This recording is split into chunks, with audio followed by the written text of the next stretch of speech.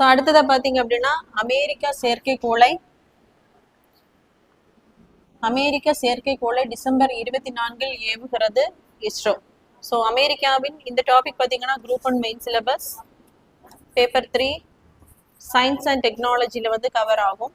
So அமெரிக்காவினுடைய அந்த தகவல் தொடர்பு செயற்கைக்கோள் இந்தியாவினுடைய LVM-3 அதாவது மார்க் 3 அப்படிங்கிற ராக்கெட் மூலம் டிசம்பர் 24 ஆந்திர பிரதேசத்தில் இருக்கக்கூடிய ஸ்ரீஹரிகோட்டாவிலிருந்து ஏவப்படுகிறது. ஸோ இது பார்த்தீங்க அப்படின்னா இஸ்ரோய்க்கு கீழே இருக்கக்கூடிய ஒரு நிறுவனம் தான் நியூ ஸ்பேஸ் இந்தியா லிமிடெட் நிறுவனம். ஸோ இந்த நிறுவனம் பார்த்தீங்க அப்படின்னா வெளிநாட்டில் இருக்கக்கூடிய அந்த செயற்கைக்கோள்களை வர்த்தக ரீதியாக விண்ணிற்கு அனுப்பக்கூடிய ஒரு நிறுவனம். ஸோ அதன் மூலமாக தான் இந்த செயற்கைக்கோளை வந்து அனுப்பி இருக்காங்க. ஸோ இது வரைக்கும் பார்த்தீங்க அப்படின்னா இந்த நியூ ஸ்பேஸ் இந்தியா லிமிடெட் நிறுவனம் 430 வெளிநாட்டு செயற்கைக்கோள்களை வந்து அனுப்பி இருக்கு. ஸோ அமெரிக்காவில் இருக்கக்கூடிய ASD ஸ்பேஸ் மொபைல் நிறுவனம். ஸோ இந்த நிறுவனத்தினுடைய செயற்கைக்கோள் தான் ப்ளூபேர்ட் 6 தகவல் தொடர்பு செயற்கைக்கோள்.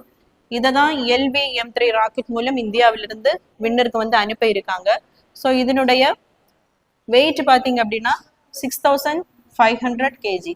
ஸோ இது வரைக்கும் அனுப்பி இருக்கக்கூடிய அந்த செயற்கைக்கோளிலே மிக அதிகமாக எடை உடையது இந்த ப்ளூபேர்ட் 6 அப்படிங்கிற செயற்கைக்கோள்.